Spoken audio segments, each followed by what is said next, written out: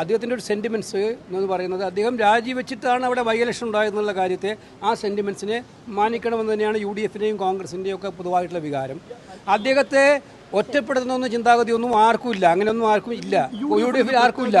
എന്താണോ communication gap ഉണ്ടായതെന്നൊക്കെ എനിക്ക് സംസാരിച്ചാലേ മനസ്സിലാവുള്ളൂ.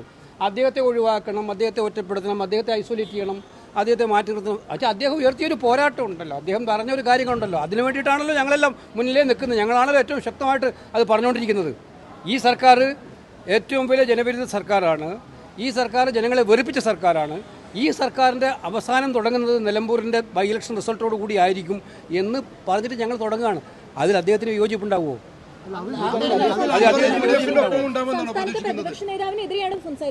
അല്ല, ഞാൻ പറഞ്ഞല്ലോ, പ്രതിപക്ഷ നേതാവായാലും KPCC പ്രസിഡന്റ് ആയാലും മറ്റു കോൺഗ്രസ് ഉന്നത നേതാക്കളായാലും അതുപോലെ UDFിലെ പ്രഗത്ഭരായ നേതാക്കളായാലും അവരൊക്കെ എല്ലാവർക്കും ഇക്കാര്യത്തിൽ അങ്ങനെ അൻവറിനെ ഐസൊലേറ്റ് ചെയ്യണമെന്നോ അൻവറിനെ മോശമാക്കണമെന്നോ എനിക്ക് തോന്നുന്നില്ല.